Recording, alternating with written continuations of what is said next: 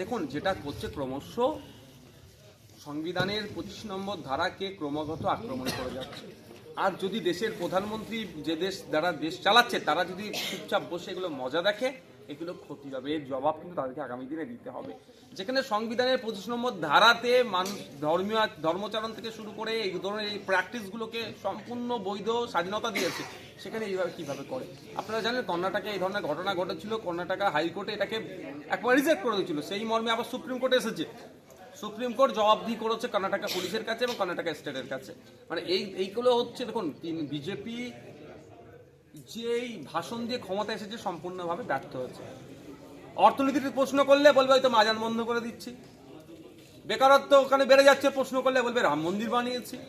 আপনি প্রশ্ন করবেন ক্ষুধার সূচকে ভারত ক্রমশ পিছিয়ে যাচ্ছে, মানে ক্ষুধার্তের সংখ্যা বেড়ে যাচ্ছে ভারতবর্ষে, তখন কি বলবে এরা মুসলমানদেরকে জব্দ করে দিচ্ছি। এটা ছেড়ে দেওয়ার কোনো জায়গা নাই। সম্পূর্ণরূপে কেন্দ্র সরকার ব্যর্থ হয়েছে। এই ব্যর্থতা ঢাকার জন্য কিছু মানুষকে ছেড়ে দিয়ে ধর্মীয় বিভাজন করার চেষ্টা করছে।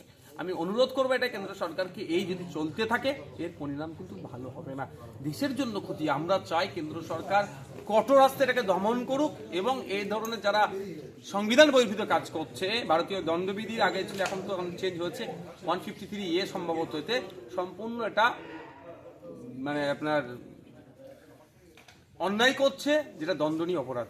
মুখ্যমন্ত্রী আবার একটা প্রকল্প চালু করেছে বাংলার বাড়ি, সেখানে 12 লক্ষ বাড়ি দিচ্ছে, 60,000 করে টাকা দিচ্ছে, কিন্তু শিক্ষিত মানুষ চাকরি পাচ্ছে না, কিংবা চাকরিওয়ালা মানুষ দিয়ে পাচ্ছে না। দেখুন, বাংলার বাড়িটাও দরকার আছে, বাড়িটাও দরকার। পশ্চিমবাংলায় প্রায় 50 লক্ষ বাড়ি কাঁচা বাড়ি আছে, তাদের পাকা বাড়িটাও দরকার।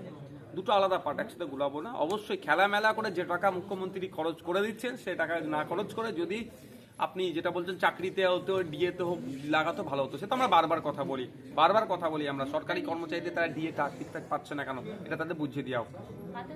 এই বাকি যারা আছে ভাই।